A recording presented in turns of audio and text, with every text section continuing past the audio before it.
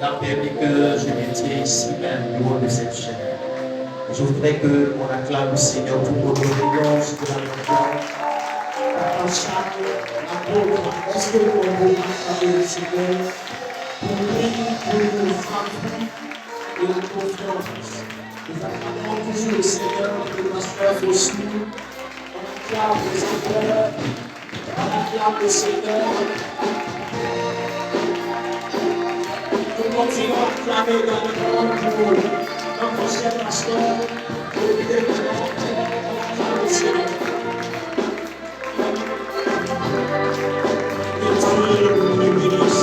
Alors, comme je le disais, c'est que je sois là. Amen. Et une personne aussi a permis que je sois introduit dans cette nouvelle famille. Amen. Et il est en même temps mon frère aîné et aussi mon père. Je voudrais qu'on acclame le Seigneur pour la vie.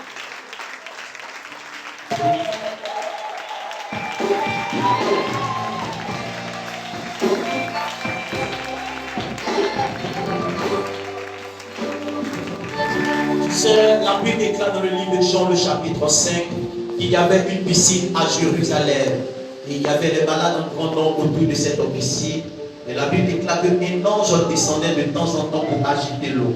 Et lorsque l'eau était agitée, le premier qui descendait dans la piscine était guéri, quel que soit le mal, quelle que soit sa maladie. Alors ce soir, nous allons acclamer Dieu, mais attends. Dieu ne bénit pas le deuxième. Dieu ne bénit pas le troisième. Dieu ne bénit pas le dixième. Dieu bénit toujours le premier. Dieu bénit celui qui se démarque. Dieu bénit celui qui fait quelque chose d'étrange. Et cette nuit, tu es là à la rencontre de Dieu parce que Dieu tout à l'heure va répandre de son esprit sur toi. Et je crois que si tu essaies de faire l'effort de te démarquer, la grâce de Dieu sera sur toi. C'est pourquoi je veux voir ici des hommes et des femmes qui sont des premiers à acclamer.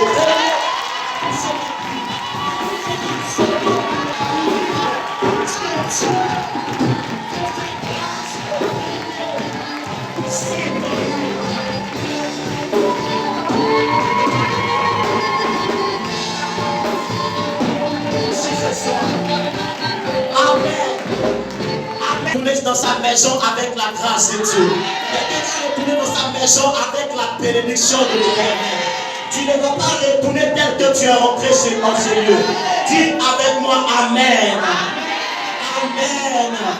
La Bible déclare que Moïse est monté sur la montagne de Sinaï ordinaire. Mais lorsqu'il est redescendu, la Bible déclare que la peau de son visage rayonnait de gloire. Je ne sais pas comment est-ce que tu es venu à cet pays.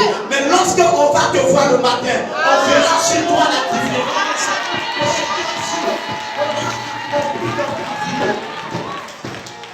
Je connais un homme dans la Bible. Son nom était Jacob.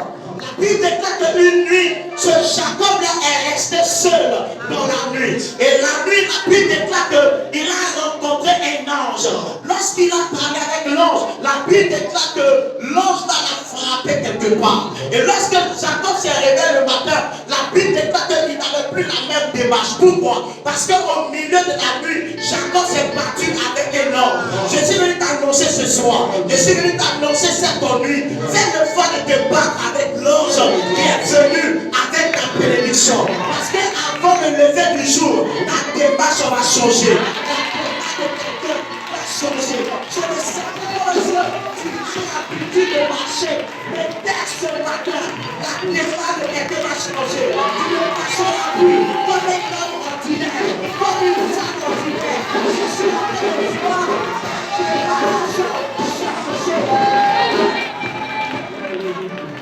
La femme célibataire et la femme mariée, ils n'ont pas la même manière de marcher. J'ai dit, le chômeur et celui qui travaille n'ont pas la même manière de marcher. Je suis en train de voir ta démarche changer. Il est en toi.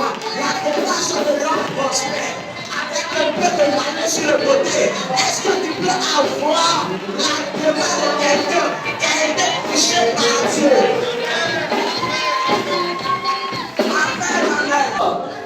Ne peut rentrer en contact avec la pluie sans être mouillé. Personne ne rentre en contact avec le soleil sans avoir chaud. Et personne ne rentre en contact avec l'électricité sans être électrocuté. Et ce soir, si tu rentres en contact avec la présence de Dieu, quelque chose de nouveau va arriver à toi. Je suis venu t'annoncer une nouvelle chose qui est sur le point d'arriver à partir de ce jour. Nous sommes au grand tombé et je t'annonce quelque chose de nouveau. Je t'annonce que avant le mois d'octobre 2025, quelque chose de nouveau va arriver à ta vie. Je ne sais pas à qui je suis venu parler ce soir, mais j'ai dans la bouche la parole de l'Éternel. Et ce que je dis ne manquera pas d'arriver. Ce que j'annonce ne manquera pas d'arriver. Tout ce que je suis en train d'annoncer va s'accomplir à ce jour dans la vie au nom puissant de Jésus-Christ de Nazareth. Quelqu'un me dit Amen. Quelqu'un me dit Amen. Et acclame très fort le Seigneur.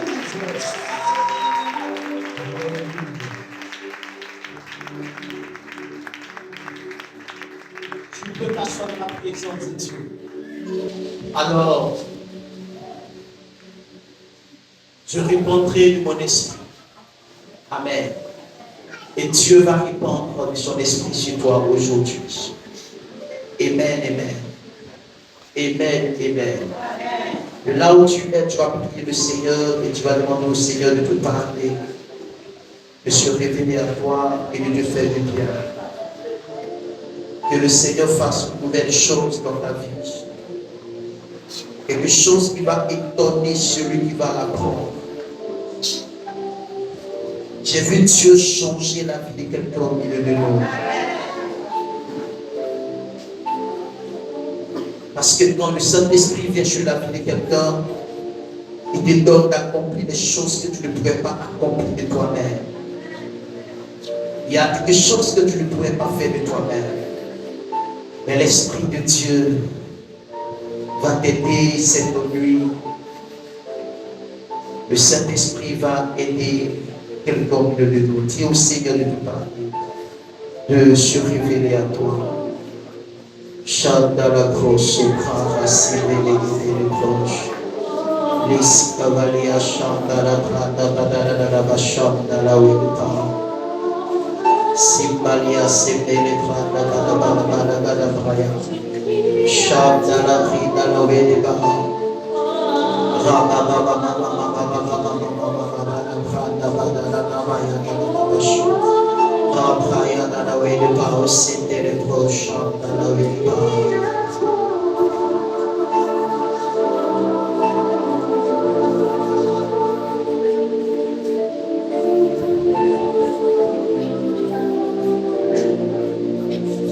J'ai vu Dieu agir et intervenir dans la vie de quelqu'un au milieu de nous. De là où tu es, ta vie ne sera plus jamais la même. À compter de cette nuit.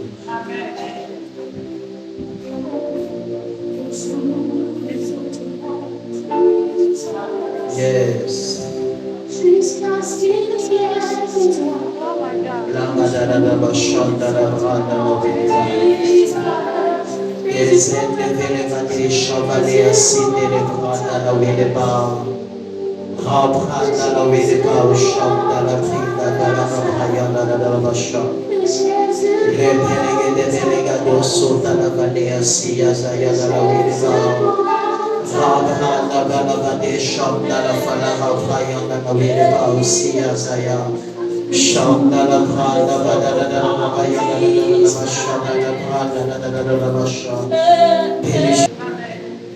Nous prenons la parole de Dieu.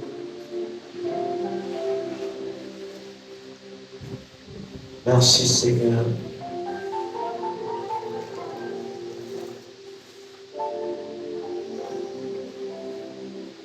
Dans la prochaine, Acte le chapitre 1.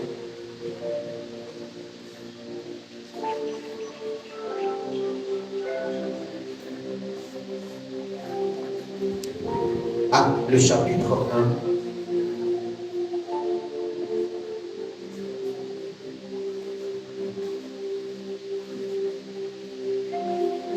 On va tirer le 3. le chapitre 1, à partir du verset 3.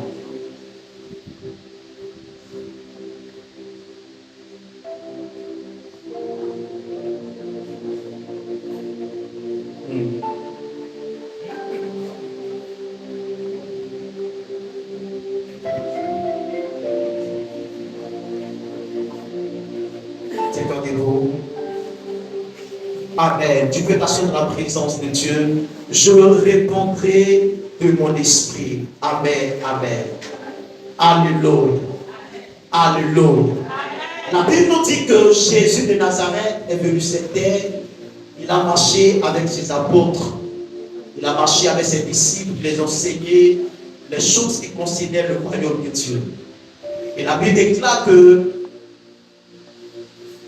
au terme de sa mission sur terre, Jésus sera livré par la main des hommes et il sera crucifié à la croix. Quand il est crucifié à la croix, la Bible déclare qu'on le met en terre. Mais Jésus avait déjà fait la promesse à ses disciples qu'il ressusciterait le 3e jour. Et la Bible déclare que Jésus a vaincu la mort et le tombeau. Il ressuscite et il va passer 40 jours et 40 nuits avec ses disciples, les enseignants, ce qui concerne le royaume de Dieu. Dis Amen. Amen. Dis Amen. Amen. Et Jésus va annoncer quelque chose de très important à ses disciples en leur disant, ne vous éloignez pas de Jérusalem. Amen, amen. Ne vous éloignez pas de Jérusalem parce que la promesse que j'ai annoncée depuis Joël chapitre 2, le verset 28, allait s'accomplir dans un endroit, et cet endroit-là, c'est Jérusalem. Amen, amen. Dieu a dit en Joël chapitre 2, le verset 28, que dans les derniers temps de Dieu, je répandrai de mon esprit sur toute chair. Vos fils et vos filles prophétiseront. Amen, amen. C'était là la promesse de Dieu à l'égard de son peuple, à l'égard de ceux qui allaient croire en lui.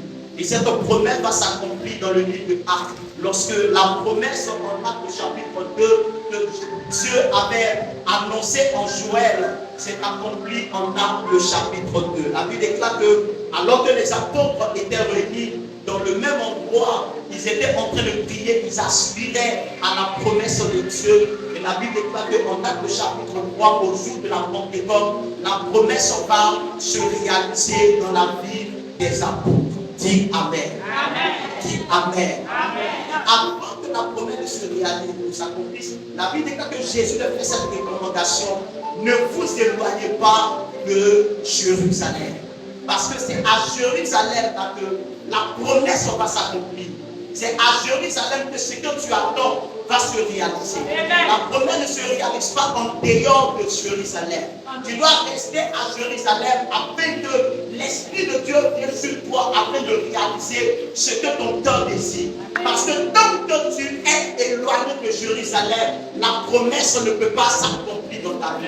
La promesse s'accomplit dans la vie de ceux qui sont connectés à Jérusalem. Jérusalem, c'est la cité de Dieu. Jérusalem, c'est l'endroit où réside la présence de Dieu. Jérusalem, c'est la cité de paix. Jérusalem, c'est l'endroit où Dieu rassemble ceux qui ont cru en lui. Alors, tous ceux qui sont en dehors de Jérusalem ne peuvent pas voir la manifestation de l'Esprit de Dieu dans leur vie. Si un apôtre était en dehors de Jérusalem, il ne pouvait pas recevoir l'Esprit qui était descendu au jour de la Pentecôte. Pour recevoir l'Esprit de la Pentecôte, ils devaient tous demeurer dans le même endroit, mais à Jérusalem. Dis à ton voisin, demeure à Jérusalem. Dis encore, demeure à Jérusalem.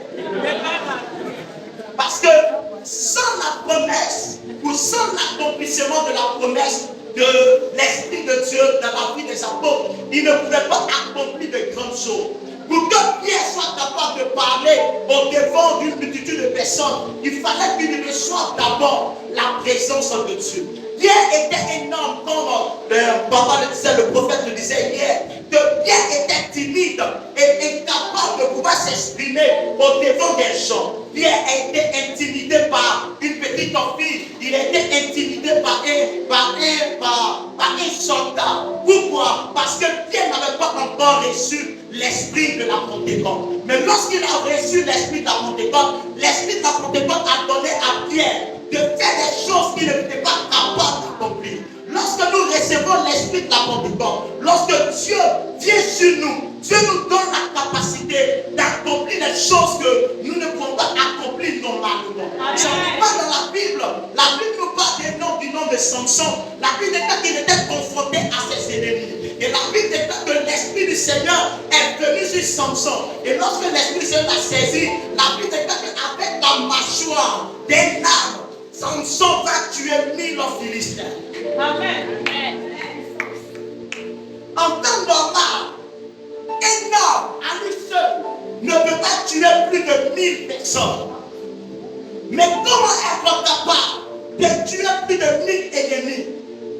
C'est lorsque l'Esprit de Dieu vient sur toi. Amen. Quand le Saint-Esprit vient sur toi, tu accomplis des choses surnaturelles. Amen. Quand le Saint-Esprit vient sur la vie d'un homme, sur la vie d'une femme, cette personne est capable d'accomplir des choses jamais accomplies dans sa famille. Et je ne sais pas quelles sont les choses qui sont restées impossibles dans la maison de ton père ou dans la maison de ta mère. Je crois cette nuit que si l'Esprit de Dieu vient sur toi, tu seras capable non seulement de parler de nouvelles langues, mais aussi capable d'accomplir des choses jamais réalisées dans ta famille. Quand l'Esprit de Dieu est descendu au jour de la Pentecôte sur la vie des apôtres, la Bible dit qu'ils ont été capables de parler des langues jamais apprises. Amen, amen. Quand l'Esprit de Dieu vient sur toi, tu parles ou tu fais des choses qui dépassent tes compétences. Qui dépassent tes compétences. Parce que l'Esprit qui vient sur toi est un esprit supérieur qui te donne la domination et qui te permet même d'être capable de persuader le monde autour de toi. La Bible déclare qu'au bruit de la Pentecôte, les gens, la foule, ils ont couru jusqu'au lieu où étaient les apôtres. Pourquoi? Parce qu'ils les ont entendus parler dans des langues inconnues, dans leur propre langue, que les apôtres ne maîtrisaient pas d'eux-mêmes. Mais à cause de l'Esprit qui est venu sur eux. Si le Saint-Esprit vient sur toi, si le Saint-Esprit entre en toi, frère, tu peux accomplir des choses surnaturelles.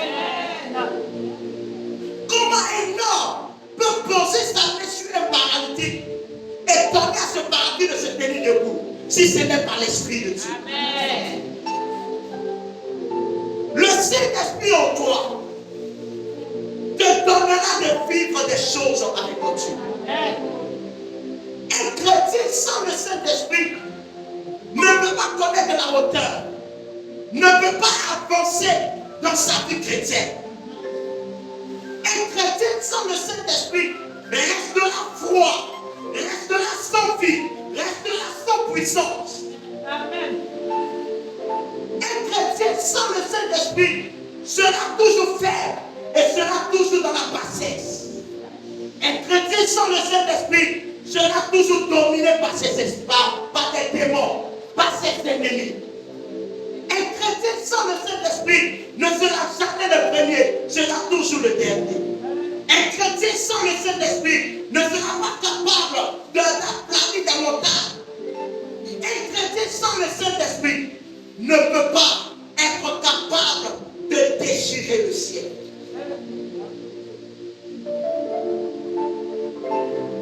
Un chrétien sans le Saint-Esprit sera tellement fait et exposé au règne des ténèbres. C'est pourquoi tu as besoin de l'Esprit de Dieu. Tu as besoin du Saint-Esprit de Dieu. Parce que sans lui, même la sanctification est impossible. Tu ne peux même pas vivre dans la sanctification. Tu ne peux même pas avoir une relation correcte avec Dieu si tu n'as l'Esprit de Dieu. C'est le Saint-Esprit qui nous rend capables d'être ministres d'une nouvelle alliance. Capables d'accomplir des choses extraordinaires. 1000 ennemis sont à terre parce qu'un homme sous la loi avait reçu pour un moment l'Esprit de Dieu. 1000 personnes tuées sous la loi parce qu'un homme avait reçu pour un temps l'Esprit de Dieu. À cause de votre raison, toi qui as reçu l'Esprit au temps de la grâce, l'Esprit demeure avec toi tout le temps. Amen. Tu seras capable de guérir des malades. Tu seras capable de ressusciter des morts. Tu seras capable d'accomplir des choses extraordinaires dans ta famille. Parce que l'Esprit de Dieu est avec toi et est en toi. C'est lui qui me dit Amen. Le Seigneur est le rend capable.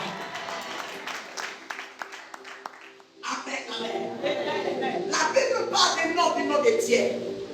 Un simple diacre. Il ne faisait même pas partie du nombre des apôtres. Un diacre. Et la Bible déclare qu'il avait reçu le Saint-Esprit. Il était rempli du Saint-Esprit. Au point où ce diacre-là était capable d'accomplir des miracles. Donc, dans le Nouveau Testament, lorsque le Saint-Esprit descend sur des hommes, sur des personnes, ce n'est pas seulement sur les pasteurs, mais un diacre est aussi capable d'accomplir de grandes choses par le Saint-Esprit. Regarde que tu es là. Si seulement si tu ouvres ton cœur pour recevoir le Saint-Esprit, ta vie ne sera plus jamais la même. La raison pour laquelle tu es encore faible, c'est parce que tu n'as pas encore reçu l'Esprit. Et cette nuit, tu vas le recevoir. Et lorsque tu sortiras d'ici, ça sera pour accomplir de grandes choses. Ça sera pour accomplir des choses exceptionnelles. Dis Amen. Dis Amen. Dis encore Amen. Alors la Bible dit que Jésus fait cette recommandation aux apôtres en leur disant de ne pas s'éloigner de Jérusalem. Parce que c'est à Jérusalem que la promesse allait se réaliser. Jérusalem peut être l'assemblée où tu prêches. L'assemblée où tu adores Dieu. Bien aimé, la promesse de Dieu ne se réalise pas partout, mais dans un endroit. Dieu ne se manifeste pas partout, mais Dieu a un endroit où il se manifeste. Dieu ne se révèle pas partout, mais il y a un endroit où Dieu se révèle aux hommes. Et si tu n'es pas dans l'endroit où Dieu se révèle aux hommes, tu risques de manquer la visitation divine. C'est très tragique que de s'arrêter à un endroit où le bus ne passe pas pour attendre le bus. Amen, amen. Je ne sais pas si le bus passe ici devant le temple. Mais imagine que tu es bien habillé, tu sors et tu veux prendre le bus. Et que tu t'arrêtes là. C'est une éternité qui viendra te prendre. Parce que tu vas durer là. Alors, c'était à Jérusalem. Il y a tellement de chrétiens qui ont été déconnectés de Jérusalem. Du lieu de la visitation. Du lieu de la bénédiction. Du lieu où Dieu a prévu répandre de son esprit sur eux. Il y a un endroit que Dieu s'est choisi. Ne te détourne pas de cet endroit. Amen. Tu es chrétien de la méresse. Ne te détourne pas. Jérusalem dans laquelle Dieu a décidé de répandre de son esprit sur toi. Tu vas être capable d'accomplir des choses extraordinaires. Demeure dans l'endroit qui est Jérusalem pour toi. Il est vrai que Jésus aimait ses apôtres. Il a même donné sa vie pour ses apôtres. Mais si les apôtres n'avaient pas obéi à la recommandation, écoute, le royaume de Dieu est bâti sur des principes. Et nous devons obéir à ces principes. Amen. Demeure à Jérusalem. Demeure dans la présence de Dieu. Amen. Jérusalem, c'est l'endroit où Dieu habite. Mais dans le temps de la fin, dans l'Apocalypse, la Bible nous parle de la nouvelle Jérusalem. Parce que Jérusalem va demeurer jusqu'à la fin des temps. On ne se déconnecte pas de Jérusalem. Toutes les personnes qui se sont déconnectées de Jérusalem ont perdu leur destinée. Ont perdu la promesse de Dieu pour eux. Ont perdu la bénédiction de Dieu pour eux. Ils avaient une belle étoile. Ils avaient une belle destinée. Mais parce qu'ils sont déconnectés de Jérusalem, ils ont tout perdu. Ne te déconnecte pas de Jérusalem. Il y a quelque chose que Dieu veut faire. Il y a quelque chose que Dieu veut accomplir dans ta vie. Mais reste demeuré dans la présence de Dieu. Amen. Dieu ne fait rien pour l'homme en dehors de sa présence. Amen. Dieu ne se manifeste pas dans la vie de l'homme en dehors de sa maison. Amen. Demeure dans la présence de Dieu.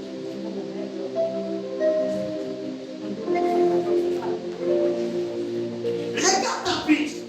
En cette période où nous nous rapprochons de la Pentecôte, est-ce que tu penses que tu es proche de Jérusalem?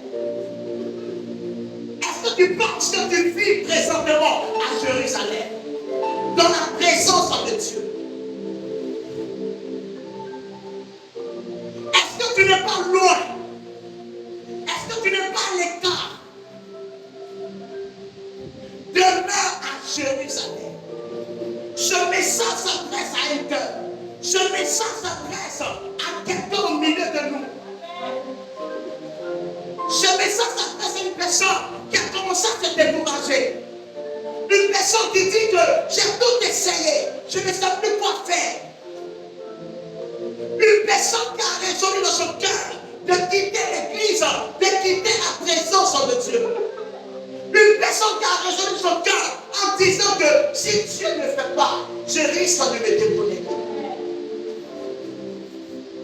Pour que la promesse se manifeste, il a fallu 10 jours de prière. Pendant 10 jours, les apôtres de la Sainte ont invoqué Dieu. Ils ont invoqué Dieu jusqu'à la manifestation de la promesse de l'Éternel. Tu sais ton problème c'est quoi? C'est que souvent tu es à Jérusalem, tu es sur la montagne, mais tu ne vois pas Dieu.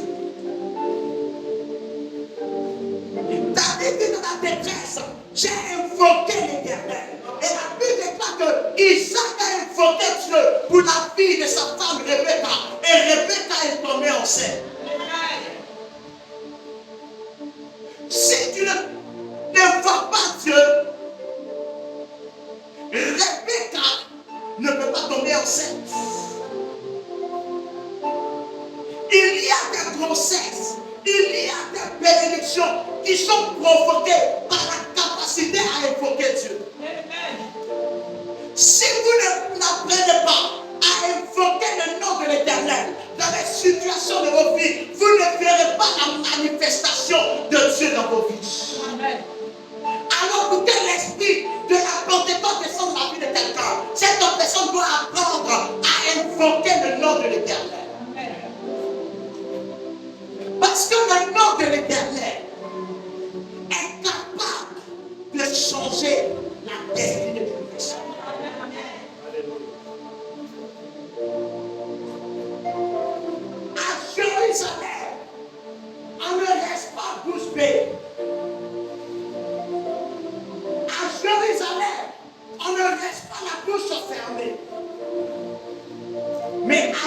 Jérusalem, nous sommes dans une position pour invoquer le Dieu des cieux. Pour invoquer le Dieu d'Abraham. Écoutez-moi, dans le livre d'Exode, la Bible déclare qu'Israël était esclave du pays d'Égypte pendant 400 années. Et la Bible déclare que Dieu a entendu les cris et les pleurs d'Israël. Parce que Israël invoquait Dieu par rapport à leur situation. Si tu n'apprends pas à invoquer Dieu par rapport à ta situation, rien ne va changer. La Bible déclare que à la loi et au témoignage, si l'homme ne prie pas ainsi, il n'y aura pas d'aurore pour le peuple. Ça veut dire qu'une bouche fermée, elle ne sait pas d'une vie qui est fermée. Si tu ne parles pas, ta destinée ne va pas aboutir. À la loi et au témoignage, si l'on ne parle pas ici, il n'y aura pas d'aurore. La lumière ne peut pas apparaître dans ta vie si tu ne parles pas. La gloire ne peut pas apparaître dans ta vie si tu n'apprends pas à parler. Si tu ne te fasses pas, si tu ne te lèves pas, il est vrai que Dieu a fait la promesse, mais la promesse ne se réalise pas tant qu'on n'apprend pas à invoquer Dieu. Invoque Dieu pour cette situation. Invoque Dieu pour le mariage, pour le travail, pour la bénédiction, la promotion. Invoque Dieu. Invoque le nom de l'Éternel. Dans la Bible, de la Genèse à l'Apocalypse, tous ceux qui ont vu Dieu dans leur vie sont des personnes qui ont appris à invoquer le nom de l'Éternel. Amen. Nous sommes à Jérusalem. Nous sommes à la Mérès.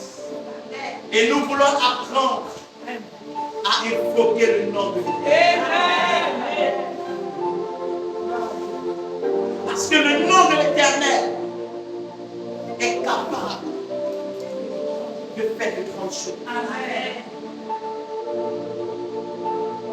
Le nom de l'Éternel est capable de faire de grandes choses. Amen.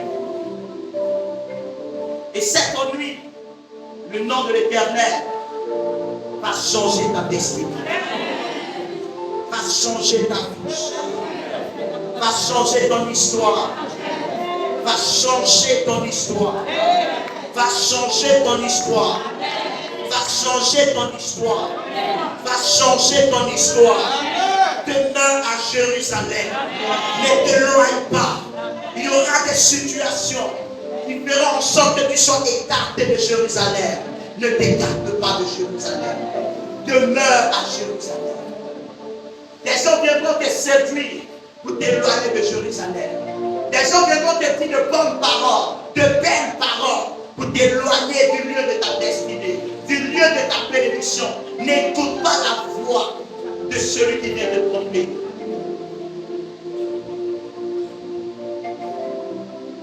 Un homme et sa femme, dans la parole de Dieu, ont perdu leur Jérusalem, leur bénédiction, parce qu'ils ont écouté une autre voix. Adam et Ève vivaient dans un jardin en Éden, dans un jardin de bénédiction, loisir, plaisir, un lieu de joie.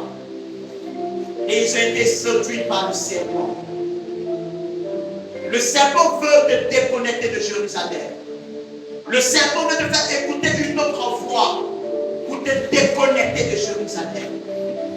Il y a quelqu'un qui est en train de parler à tes oreilles, qui veut te détourner de la foi de Dieu, qui veut te détourner de ton église, qui veut te détourner de la maison de l'Éternel. Parce que vous devez comprendre que le monde éternel voit ce que Dieu est sur le point de faire dans ta vie. Il voit déjà l'aurore qui se lève. Il voit déjà que le soleil est sur le point de se lever. Il voit déjà que la promesse de Dieu est sur le point de se manifester. Il voit déjà que quelque part dans le ciel, il y a une bénédiction qui a été relâchée pour toi. Alors le monde éternel se pose la question de savoir qu'est-ce qu'on peut faire pour détourner cette femme, pour détourner cet homme de la bénédiction que nous voyons.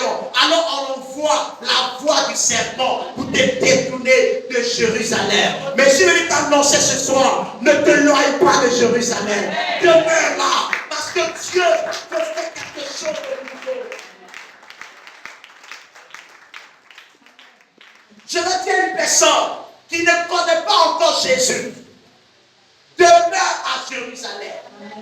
Demeure dans la présence de Dieu. Il y a quelque chose de bon pour toi dans la maison de l'Éternel. Il y a quelque chose de bon pour toi dans la présence de Dieu. Amen. Écoutez-moi, nous avons tout dans la maison de notre Dieu. Amen, amen. Amen. Il y a tout dans la présence de Dieu. C'est pourquoi dans la maison de l'Éternel, un homme peut devenir grand. Parce qu'il y a la grandeur en l'Éternel. Un homme peut devenir prospère. Parce que notre Dieu est prospère. Amen. Reste là. Amen. Reste dans la présence de Dieu. Amen. Regarde, je ne suis pas en train de dire que ça sera facile. Mais je t'encourage à demeurer. Parce qu'à celui qui vaincra, Jésus lui donnera un trône auprès de lui. Amen. En fait, le trône n'est pas pour celui qui a faibli, mais pour celui qui a vaincu. Amen. Pour celui qui a eu la victoire. Amen. Si tu es capable de lutter, et si tu es capable de faire l'effort de demeurer à Jérusalem, la promesse sera pour toi. Amen. La promesse sera pour toi. Amen. La promesse sera pour toi. Amen. La promesse sera pour toi. La promesse sera pour toi. La promesse sera pour toi. Amen. Alléluia. Amen.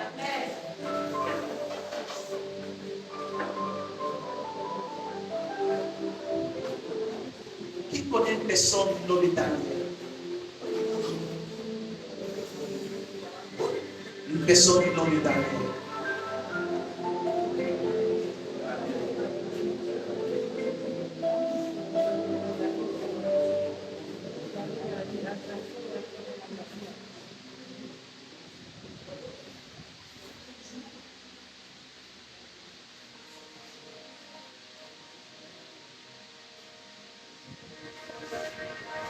Daniel, je le vois dans mon esprit, et c'est bizarre. Daniel que je vois dans mon esprit, ce n'est pas une homme, c'est une femme. Qui, au lieu de s'appeler Daniela, s'appelle Daniel.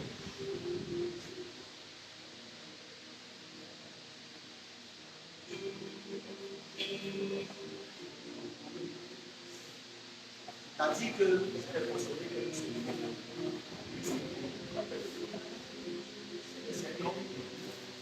Daniel de qui je parle, c'est pas un homme. Normalement, les hommes, les femmes s'appellent Daniela, n'est-ce pas? Les hommes, c'est Daniel. Mais Daniel de qui je parle là, c'est une femme, elle s'appelle Daniel. Elle s'appelle Daniela, et Daniel. Toi, tu t'appelles Daniel.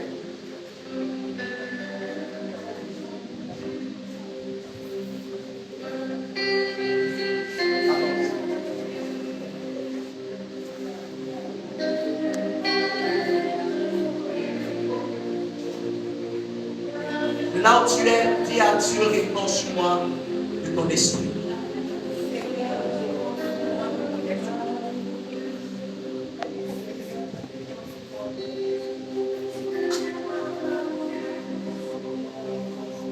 Regardez-moi. Est-ce que vous savez que Dieu s'est choisi cette bonne vie pour faire du bien à ton âme? Amen. Est-ce que tu sais que cette bonne vie sera une visitation? Amen.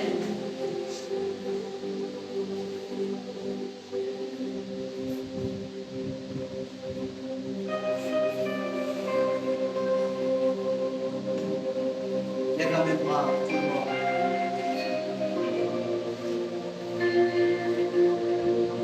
Répands sur moi ton esprit. Seigneur, répands sur moi ton esprit. Seigneur, répands sur moi ton esprit. Et commence à prier. Demande à Dieu de répandre sur toi son esprit. De répandre sur toi son esprit. De répandre sur toi son esprit. De répandre. Laissez les madèches le sauvale assis à Zayana la vie de Paracham, les racis valés assis et les proches à la Bacham.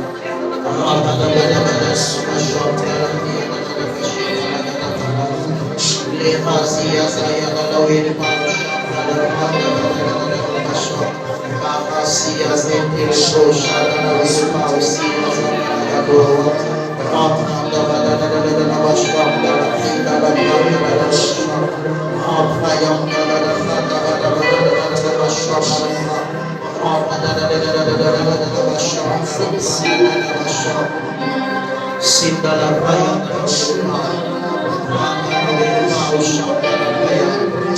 Lève-toi de là où tu es. Lève-toi de là où sa présence, sa gloire, sa force. Shalabranda Vades Kevele Madeas et la razi Balabranda Vadana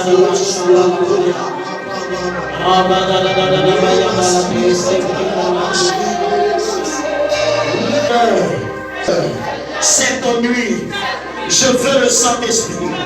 Répands ton esprit sur ma vie, sur ma destinée, sur ma famille, sur mon travail, dans mon foyer. J'ai besoin de ton esprit. J'ai besoin de ta présence. J'ai besoin de ton esprit. Alors que je prie en battant les mains, répands sur moi la présence de ton esprit. Répands sur moi la présence de ton esprit. La présence de ton esprit.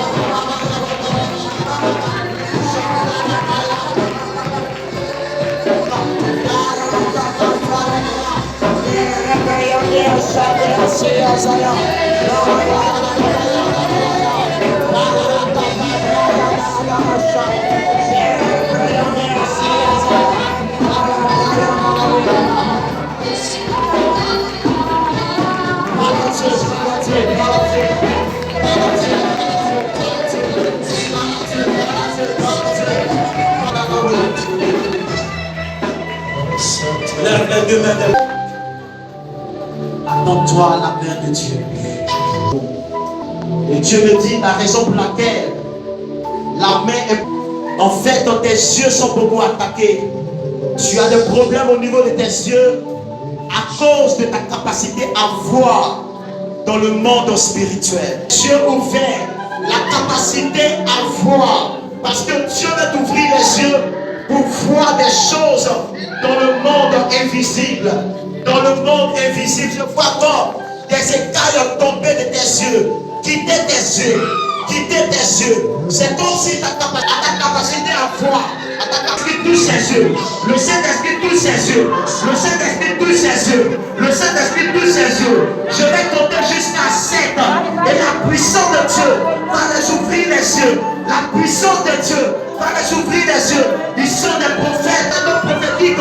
J'ai dit 1, 2, 3, 4, 5, 6, 7. La main de Dieu arrive sur eux. La main de Dieu, l'œil est ouvert. Maintenant même. J'ai vu la main de Dieu se poser sur la gloire de Dieu. J'ai vu sur la gloire de Dieu. la gloire de Dieu. Cette femme transporte la gloire. Cette femme transporte la gloire. Cette femme transporte la gloire. Elle transporte la gloire. Elle transporte la gloire. Non,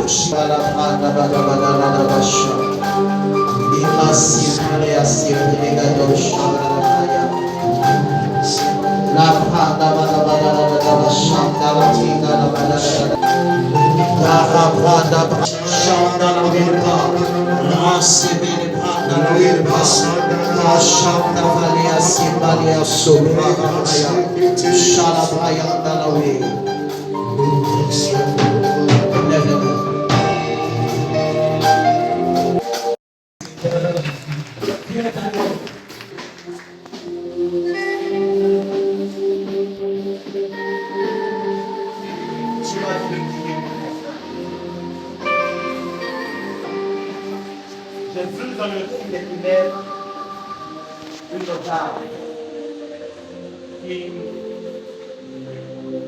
avait comme une femme. J'ai vu cette femme faire des incantations sur une femme. Et maudit ce femme. Et j'ai vu qu'elle a utilisé ce femme pour le jeter sur la vie d'une personne.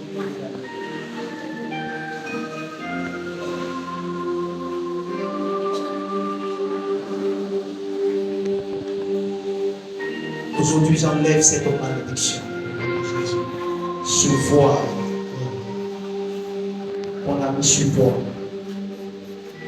Pour te maudire. Pour maudire ta vie. À partir de ce jour, le voile est déchiré. La malédiction est détruite par la puissance de Dieu. La souffrance te quitte. Non de Jésus. Amen.